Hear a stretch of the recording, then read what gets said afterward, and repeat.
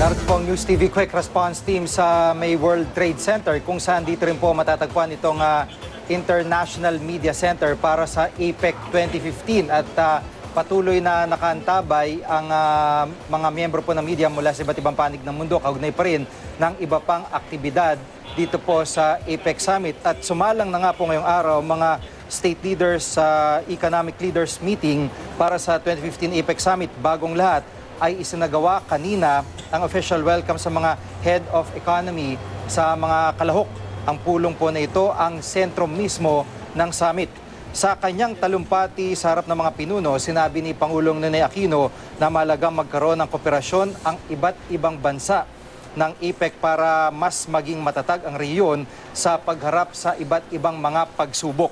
Ganito rin ang binigyang diin ni APEC Business Advisory Council o ABAC Chairperson Doris Magsaysayho sa kanyang presentation sa harap ng mga APEC leaders. Naniniwalang ABAC na para maging patas ang pag-unlad sa rehiyon ay dapat bigyang prioridad ang services sector. Pinag-usapan din ang mga nagbabanggaang trade agreements sa loob ng APEC. Wala naman si US President Barack Obama sa mga leader na dumalo sa plenary session dahil may tinututukan siya ngayon kaugnay ng terrorist attack po sa Paris. Mamayang alas 7 ng gabi ay inaasang magtutungo mga APEC leaders sa SM Mall of Asia Arena para sa welcome dinner. At sa puntong ito kasama po natin dito mismo si Assistant Secretary Charles Jose, tagapagsalita po ng APEC 2015. Magandang hapon po sa inyo, ASEC. Magandang hapon po sa inyo, si Mantiga Subaybay. Apo. Sir, dito po sa nangyari kanina, ano po yung latest na mga napag-usapan tungkol po sa araw nito? Well, unang-una, kompleto na po, no? Lahat ng mga APEC economic leaders ay nasa bansa na po. At today, nagsimula na po ang kanilang mga official activities.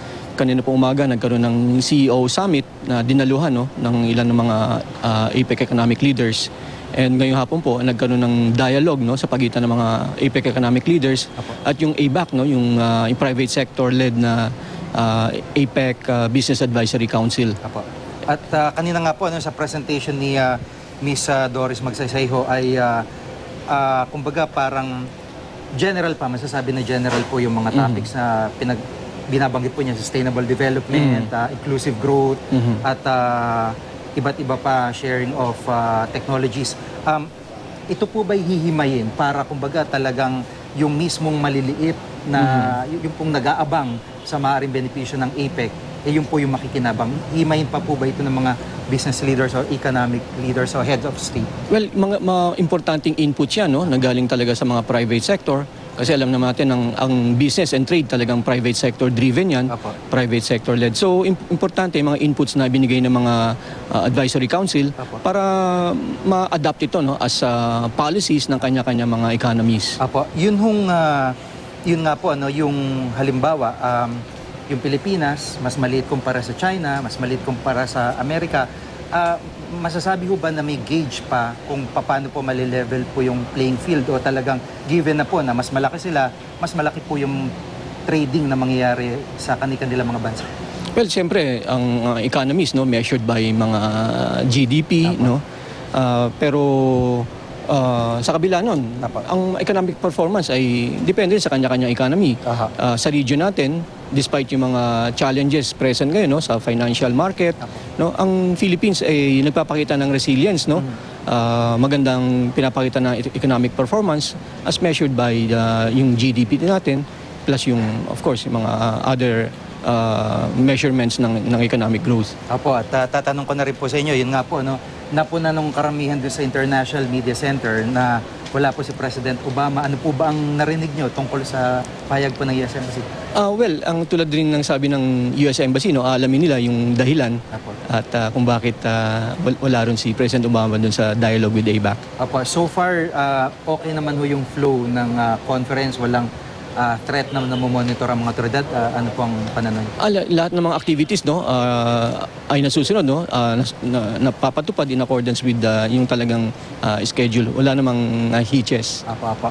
Sa may iba naman po ako, no, may balita na nanggaling sa Saudi. Ito po yung pagkamatay ng ilang mga Pilipino sa isang aksidente. Ano po ang impormasyon ng DFA tungkol dito? Opo, no, nakipag-ugnayan na po tayo sa ating embassy at ang report sa atin nakausap nila no, yung kumpanya, yung employer kung saan nagtatrabaho yung mga kababayan natin at nakumpirma nga po no, na nagkaroon ng vehicular accident involving yung mga OFWs at 14 dito ang nasawi no, at may ilang bilang pa na nasa ICU ngayon. So patuloy na nakikipag-ugnayan ng ating embassy with the employer na nandun na ngayon, on site ngayon, no? Binisitan na rin yung mga nasa ICU. So patuloy pa tayong naghihintay ng report galing sa ating embassy. Apo, ibig sabihin, work-related po yung pangyari na yun po? Yes, work-related, pauwi sila sa kanilang accommodation galing sa kanilang trabaho nung nangyari yung sakuna. Apo, yung pong detalye ng aksidente, may nakabot na po ba sa inyo? May impormasyon na kayo kung paano po nangyari? Wala pa, no? Very initial pa lang yung natanggap nating report at naghihintay pa tayo ng mas kompletong ulat galing sa ating embassy. Apo, mabalik po ako sa APEC. Ano po ang expect bukas? Dahil mamaya may welcome dinner.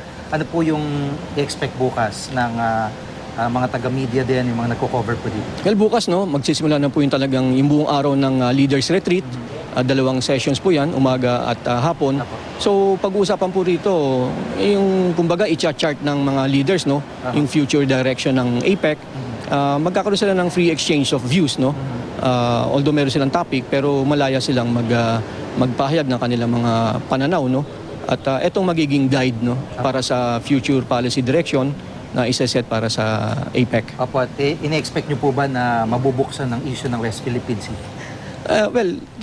Natalakay na no, ni President Obama nung sa bilateral meeting niya with President Aquino kanina umaga, napag-usapan na lang yung issue na yan. Apo. Maraming salamat po sa pagkakataon. Si ASEC Charles Jose ng DFA, siya po ang tagapagsalita din ng APEC 2015.